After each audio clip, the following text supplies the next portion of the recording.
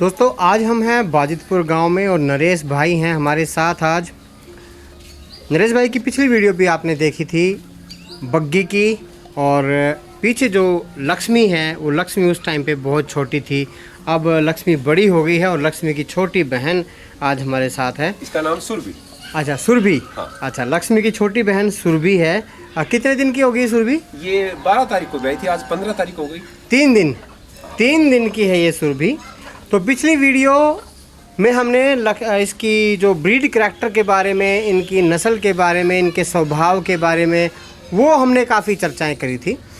नरेश भाई आर्य समाज से जुड़े हुए हैं काफ़ी लंबे समय से। जिस प्रकार से स्वामी दयानंद जी ने देसी गौ माता का खूब प्रचार प्रसार किया था और उन्होंने गौ का महत्व भी बताया था कि गौ है तो राष्ट्र है, गौ है तो भारत है, और जिस दिन भारत से गौ खत्म हो गई समझ लिए भारत खत्म हो जाएगा।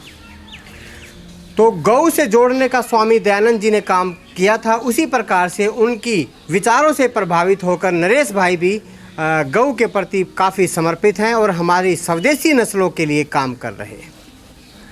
घर पे एक छोटा सा परिवार है, आप देख सकते हैं। बग्गी की बेटी लक्ष्मी और उसकी छोटी बहन सुरभि। बहुत सुंदर। बग्गी के ब्रीड करैक्टर की अगर हम बात करें तो बहुत ही उम्दा नस्ल की गौ है, श्रेष्ठ गौ है। और जो इसके पीछे जो लक्ष्मी है इसका तो कहना ही क्या, कितनी सुंदर झालर है, सींगों की बनावट, मुंह भी छोटा है, और जो इसके जो दोनों सींगों के बीच में ये एक बोलते खाई होनी चाहिए, जिस तरीके से एक जो है यू शेप की खाई होनी चाहिए, वो पूरी उस तरीके से बनावट बनती है। तो करैक्टर की बात करें, जो झालर है, जिस प्रकार से झालर से नाभि तक जाती हुई लटकन और फिर वो अडर तक जाती हुई, बहुत सुंदर अडर की बनावट है। तो नरेश भाई नमस्कार। अमित भाई नमस्कार। में आपका हार्दिक धन्यवाद। धन्यवाद भाई साहब, धन्यवाद। आपका जो गौ प्रेम और इनका लालन पालन वो देख के आत्मा प्रसन्न हो गई। आप बैठ जाइए नरेश भाई, ताकि वो बच्ची भी आ जाए और चर्चा भी अच्छे से आराम से हो जाएगी। अच्छा नरेश भाई, मुझे ये बताइए कि ये तो सभी जानते हैं करीबन 2-3 साल से आप गऊ रख रहे हो। आप किसी विशेष परिचय के मोहताज आप नहीं हैं, दुनिया आपको जानती है। अच्छा नरेश भाई, आपने जो अनुभव है 2 सालों में, आपने क्या ऐसा सीखा जो आप और दूसरे किसानों को बताना चाहते हैं? हाँ, मैं सभी भाइयों को नमस्कार करता हूँ अमित भाई के चैनल के माध्यम से। और मैं ये कहूँगा कि हम देसी गाय की तरफ यूट्यूब के माध्यम से या किसी और मित्रों के माध्यम से हम प्रेरित हो गए हैं। काफ़ी सारे दोस्त देसी गायें अब रखना पसंद करते हैं और ये बहुत अच्छी बात भी है। लेकिन इसमें कुछ खामियां हैं जो अति उत्साह के साथ हम कोई गायें ले आते हैं, ज़्यादा गायें ले आते हैं एक साथ, तो उन चीज़ों से हमें बचना है। एक तो कभी भी मैं ये कहूँगा, पहली बात, ज़्यादा गायें ना लाए खरीद के कहीं भी। 1 गाय 2 गायें ही लाए, उससे आपको उनके साथ सीखने को बहुत कुछ मिलेगा। क्योंकि हम कई बार भावनाओं में बह के 10 गायें ले आए, 15 गायें ले आए, काफ़ी बड़ी पूंजी हमने लगा दी और फिर उनमें हमें घाटा हो जाता है, वो बीमार हो जाती है, हमारे साथ पीछे से चीटिंग कर देते हैं लोग। हाँ। तो उससे आपको बहुत भारी नुकसान होगा। फिर आप उसके प्रति श्रद्धा नहीं रखोगे नुकसान होने की दृष्टि में, तो फिर आप उस गाय को बेच दोगे या उनको कहीं गौशाला में छोड़ दोगे। तो सबसे पहला तो मेरा यही आप सबको कहना होगा कि आप थोड़ी संख्या से शुरू करें, 1 से या 2 से, और फिर आपको उससे दूध के ग्राहक या घी के ग्राहक भी आपको धीरे धीरे पता चलता जाएगा भी कहाँ मार्केट है, कहाँ आपका घी बिकेगा। तो उससे आपको आर्थिक नुकसान नहीं होगा, मेरा ये पहला कहना है। और दूसरी चीज़ है, अगर भाई हर आदमी एक ही प्रश्न करता है, अगर भाई दूध चाहिए मुझे, दूध का मतलब 15 लीटर, 20 लीटर, 25 लीटर। जी। और इस बारे में मैं काफ़ी सारी डेयरियों में गया हूँ, जिसमें मैं एक नाम के साथ कहूँगा, खुराना डेयरी है रोहतक में। अच्छा। और उनसे मैं कई साल पहले मिला था, बहु अकबरपुर का एक मेला था सरकार द्वारा। अच्छा। तो मैंने उनसे कुछ अनुभव प्राप्त किया था और उनका नाम लेने मुझे कोई झिझक नहीं है। उन्होंने एक बात बहुत अच्छी कही थी, अच्छी नस्ल आपको मिलेगी नहीं पैसों में, आपने घर पे ही तैयार करनी पड़ेगी। इसलिए मेरे भाइयों, आपको अच्छी नस्ल अगर चाहिए तो आपने मेहनत करनी पड़ेगी, ब्रीड पे काम करना पड़ेगा, एक अच्छे कैरेक्टर की गाय पहले लेनी पड़ेगी और फिर अच्छे सांड से आपने गाय को क्रॉस कराना पड़ेगा और फिर बछड़ी होने पे आपने उसको अच्छा दूध पिलाना पड़ेगा। तब आप आने वाले समय में जैसे मेरी लक्ष्मी को देख रहे हो, हाँ वैसी एक बछड़ी तैयार होगी। और अमित भाई, मैं आपके चैनल से एक बात और कहूँगा जी, जिसमें मेरा इसमें भाव समझना अहंकार नहीं होगा। आज मेरी लक्ष्मी जब भी फर्स्ट बार दूध देगी भगवान की दया से, तो ये हरियाणा की जो तुलना करता हूँ मैं, हरियाणा नस्ल से इसकी, अच्छा। कांकरेज गाय और हरियाणा नस्ल लगभग एक जैसा दूध देने की क्षमता रखती है। हाँ जी, हाँ जी, और इसमें 19-20 हो सकता है एवरेज, ये दोनों सम है दूध देने में। हाँ जी, हाँ जी। मेरी लक्ष्मी उन हरियाणा में जो H860 है या अन्य सुपर बुल है, जिनके नाम या तो मुझे याद नहीं है या मैं लेना भी नहीं चाहता, उन सब के बुलों की बछड़ियों को ये बिल्कुल पछाड़ेगी। और मैं आपको प्रॉमिस करता हूँ, आपसे वीडियो बनाऊंगा, इस बात को इस वीडियो के माध्यम से सभी जो देखने वाले याद रखें। अगर भाई हम झूठ नहीं बोलते, हमारी लक्ष्मी अपनी माँ का नाम आगे रोशन करेगी। अच्छा, ये आप इतने विश्वास के साथ किस आधार पे कह सकते हैं? आप अपनी परवरिश के आधार पर कह रहे हैं या फिर इसकी माँ की और जो इसके पिता का जो रिकॉर्ड है उसके हिसाब से कह रहे हैं, या परवरिश को आप महत्व देते हैं? मैं दोनों ही चीज़ों को कहूँगा। अच्छा। क्योंकि इसकी माँ का जो करैक्टर है वो मेरे पास है ये 3 साल से। हाँ। और इसका युवा अवस्था में 14 लीटर दूध रहा है इसकी माँ का, और अभी भी ये 12-13 लीटर दूध है हर ब्यात में देती है। और अब की बार मुझे उम्मीद है, इसका फीड मैंने थोड़ा चेंज किया है, अब ये 14 लीटर दोबारा ही देगी। अभी तो 3 दिन की, अभी भी इसके नीचे 8 लीटर दूध तैयार है। और जो इसका बाप है लक्ष्मी का, वो जयराम देसाई गुजरात है, जो कांकरेज के टॉप ब्रीडर है, उनके बुल की बेटी है ये, जो कि हमारे एरिया में जो ये रबारी समाज के लोग घूमते हैं। हाँ जी, हाँ जी। और उनने उनसे एक बुल खरीदा था। अच्छा। और उन्हीं के पास जब ये मेरी गाय थी, तो उसी बुल की ये बेटी है लक्ष्मी। और ऊपर से इसकी माँ बग्गी जो है, ये दोनों ही सुपर कैरेक्टर की है। एक तो मेरा इस बात को कहने का जो दावा है वो ये मजबूत है कि इसका बाप और इसकी माँ दोनों, और तीसरा फीड। अब फीड भी मैं अपने घर का तैयार करता हूँ, ना कि मार्केट से या किसी कंपनी पे विश्वास करता हूँ।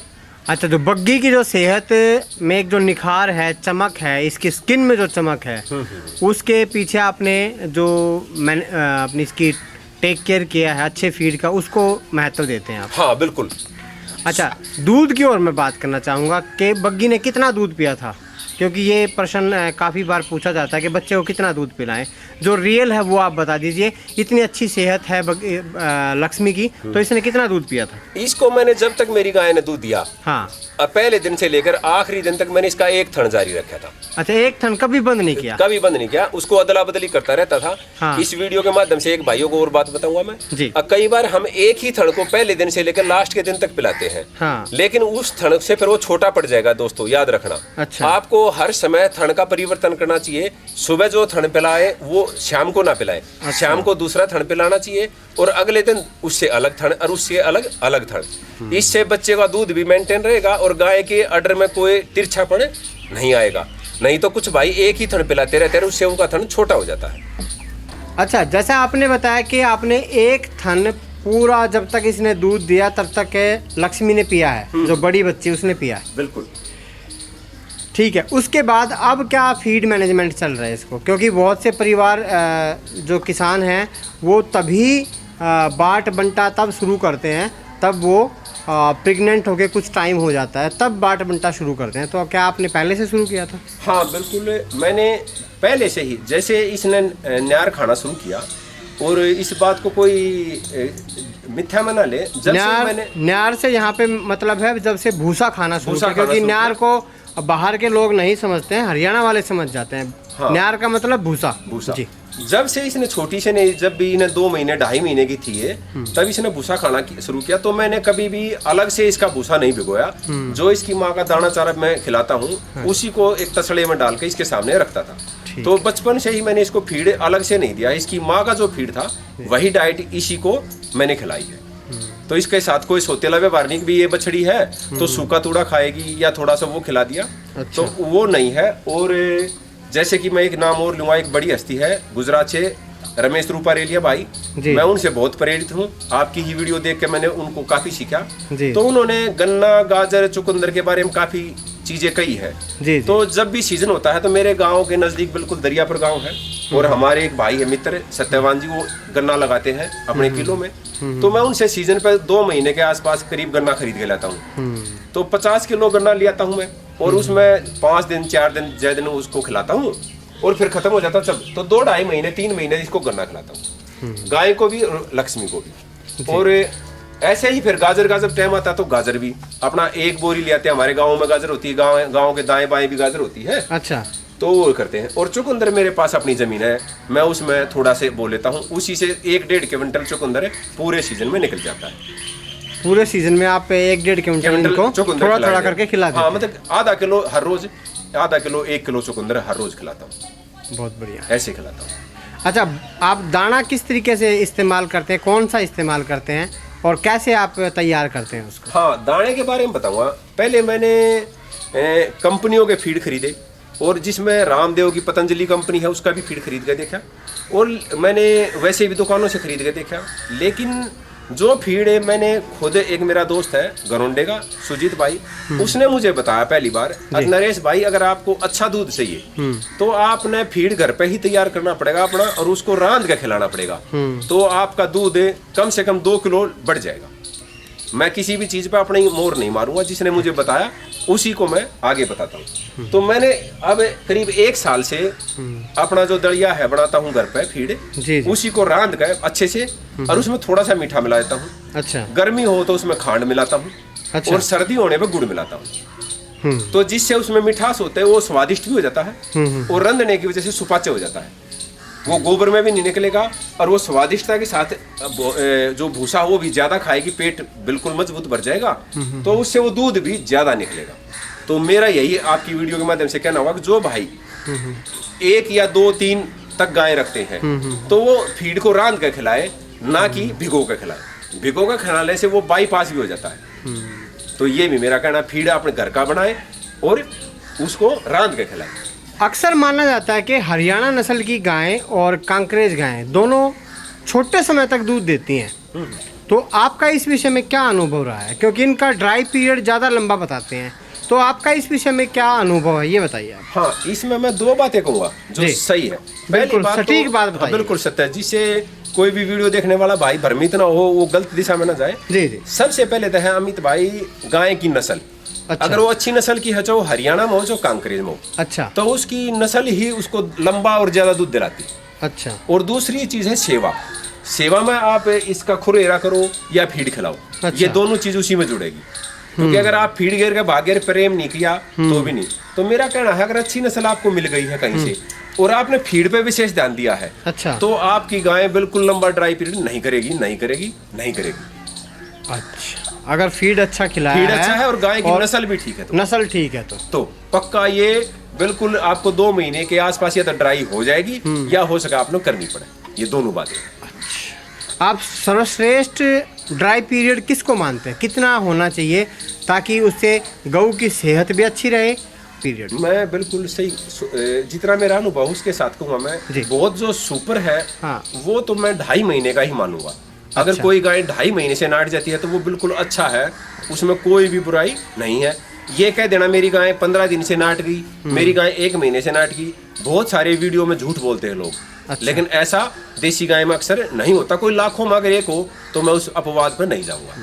लेकिन एवरेज गाय 2.5 से 3 महीने में अगर नाट जाती है तो वो आपकी अच्छी गाय मानी जाएगी। अच्छा, हमारी इसका बग्गी का भी यही है? हाँ, इसका मैं कहूँगा 3.5 महीने। अच्छा, इसका 3.5 महीने का ड्राई पीरियड। हाँ। बहुत सुंदर। और बहुत से लोग तो मैंने ऐसे देखे हैं जो 2 महीने को भी ज़्यादा मानते हैं, लेकिन नरेश भाई ने कहा है कि हमारी गाय सुपर गाय हैं और 3.5 महीने का इनका ड्राई पीरियड है। तो बहुत अच्छी बात बताई। गाय तो नरेश भाई ने जैसे बताया है कि सुपर है, तो वो वाकई में सुपर है, क्योंकि हर तरह के जो बॉडी करैक्टर एक कांकरेज के अंदर होने चाहिए वो सारे अंदर है इसके अंदर। थनों के बीच में जो गैप जितना होना चाहिए उसके बारे में बात करें और थनों के साइज़ के बारे में बात करें तो बहुत ही उम्दा नस्ल का जो उम्दा साइज़ है, बिल्कुल एक परफेक्ट साइज जिसको बोलते हैं। देखिएगा, देखिए आप, बहुत सुंदर है। इसमें करैक्टर के 1-2 बातें और बोलूँगा अमित भाई। हाँ, देखो इसके थनों में काले चितके हैं। अच्छा, ये देसी गाय की सर्वश्रेष्ठ नस्ल को पहचान देते हैं। अच्छा, ऐसा नहीं है कि जिसके ये काले चितके नहीं है तो वो देसी प्योर नहीं है, ऐसा ना समझना भाइयों। हाँ। लेकिन ये इसके करैक्टर को और ज्यादा श्रेष्ठ बनाते हैं। बिल्कुल ठीक है, ये ध्यान रखने की बात। और इस गाय में एक और आश्चर्य की बात है, जो आप कितनी सारी वीडियो आपने बनाई होगी, जो आपके दर्शक देख रहे हैं उनके पास कितनी गाय होगी या देखी होगी, आप आश्चर्य देखोगे, जो गाय ज्यादा दुधारू है हाँ जी, हाँ जी, उसके अगले थन बड़े होते हैं, हाँ जी, हाँ जी। पिछले छोटे होते हैं। अच्छा। और अपनी बग्गी गाय के पिछले थन बड़े हैं, हाँ। अगले छोटे हैं। अच्छा, पिछले थन इसके पाँव उसके भैंस के जैसे हो जाते हैं, अच्छा, और अगले बिल्कुल छोटे हैं। हाँ। लेकिन इतने छोटे नहीं है, पाँव उसका एकदम ये मुठिया थन है। हाँ, शायद ये इधर वाला थन थोड़ा छोटा है, इसलिए लग रहा है क्योंकि बच्ची ने शायद मुंह लगा दिया था अभी भी बाद में आपने वीडियो बनाई जब वो हाँ। थोड़ा है, इसने दोबारा से पी हाँ, लिया। दोबारा से पी लिया था। लेकिन थनों बड़े नहीं लग रहे मुझे। अगर मैं परला थन की बात करूं तो चारों थन मुझे सेम साइज के लग रहे हैं इसके। बिल्कुल सेम है, चारों थन सेम साइज, सेम जो उनकी लेंथ है, लटकन है, वो बिल्कुल सेम है। तो ये चीजें हैं। तो इसकी मिल्क वैन देखो आप, हाँ जी, इसको भी आप दर्शकों को दिखाओ कि भाई मिल्क वैन जो इसकी दूध की है, बिल्कुल। और इसकी नसें कितनी उभरी हुई है, ये दूध को शो करती है कि जिसकी नसें ऐसी होगी वो ज्यादा दूध निकाल सकती है। तो गाय खरीदते वक्त इन बातों का ध्यान देना चाहिए। हाँ, इन बातों पे हमें विशेष ध्यान देना चाहिए। गाय एक तो शरीफ हो, और वो नसों में ऐसे ऑर्डर पे है, तो वो समझो आप वो काफी दूध निकालने वाली गाय गाय होती है। गाय खरीदते वक्त और किन किन बातों का ध्यान रखना चाहिए, कौन से टाइम पे खरीदनी चाहिए, थोड़ा उस बारे में भी आप जानकारी दीजिए। हाँ, गाय मैं ये कहूँगा, एक तो बरसात के समय में बिल्कुल गाय ना खरीदे, ये मेरा अनुभव है। अच्छा। आप गर्मी में या सर्दी में गाय खरीदो। अच्छा। बरसात में गाय कभी भी ज्यादा अच्छा दूध देना पसंद नहीं करती, क्योंकि ये बारिश को बहुत मानती है। अच्छा। अगर 12 किलो दूध की गाय है तो भी वो 10 लीटर ही निकालेगी, और आप समझोगे गाय अच्छी नहीं है। जबकि वो अच्छी गाय है, वो गर्मियों में और सर्दियों में वापस 12 पहुंच जाएगी। अच्छा। तो इसलिए गाय का खरीदने का मेरी नजर में सबसे उत्तम समय है सर्दी या गर्मी। अच्छा। बरसात के समय में गाय से बचे। गाय जो मक्खी मच्छर होने की वजह से दूध कम देती है, और बरसात के महीनों में अमित भाई काफी बीमारियां भी आती है, जिससे कई बार हम गाय घर पे लाते हैं, तभी गाय में कोई बीमारी आ जाएगी, फिर हम निराश हो जाएंगे और जीवन में कभी दोबारा गाय पालन नहीं करेंगे। अभी नरेश भाई ने जैसा बताया कि बरसात के समय में बीमारियां ज़्यादा आ जाती हैं, तो उसके पीछे प्रमुख कारण है कीचड़ हो जाता है। अगर जैसा नरेश भाई का बाड़ा है, ये देखिए आप, रेत डलवा रखा स्पेशल। यहाँ पे हमारे यहाँ पे रेत नहीं होता, मतलब काफ़ी पानी वाली ज़मीन है, लेकिन फिर भी स्पेशल रेत मंगवा के ऐसा सुंदर कंपाउंड तैयार किया है। ये गाय का बाड़ा है, ये यहाँ से वहाँ तक, और पूरे में रेत डलवा रखा है। किसी तरह से कितनी भी बारिश हो जाए, यहाँ पानी भरने का कोई मतलब नहीं है। अगर आप ऐसी सूखी जगह रखोगे तो कैसा भी मौसम हो, गाय बीमार नहीं पड़ेगी, उसको प्रॉब्लम्स नहीं आएंगी।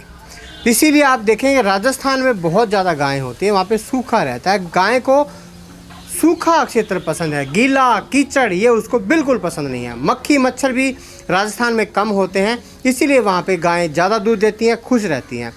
और जब वहाँ पे एक 10 लीटर 12 लीटर वाली गाय को हम यहाँ लेके आते हैं तो दूध कम कर देती है वो। उसके पीछे ये कारण भी हो सकता है।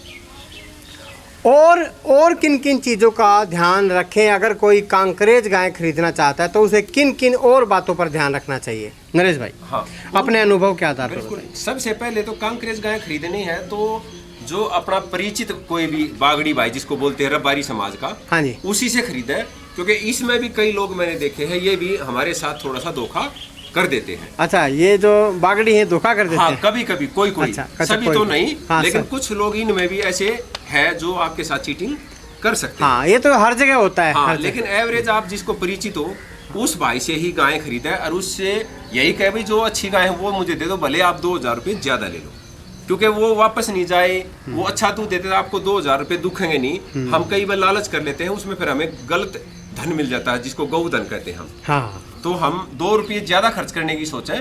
जैसे कि मैं आपको बताऊं, मैंने इसको आपको पिछली वीडियो में बताया था कि उसने मुझसे 18,000 रुपये मांगे, और मैंने 18,000 ही दे दिए थे। बहुत अच्छी जानकारियाँ नरेश भाई ने साझा की हैं। मैं ऐसा कहता हूं कि ये यहाँ पर इतनी सस्ती गायें हैं।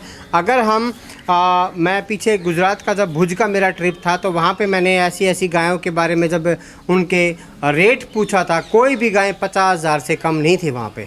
तो जो यहाँ पे बागड़ियों के पास 25,000 में 30,000 में यहाँ मिलती हैं, वो गुजरात में 50-50, 40-40, 60-60, 70-70 हज़ार की मिलती हैं।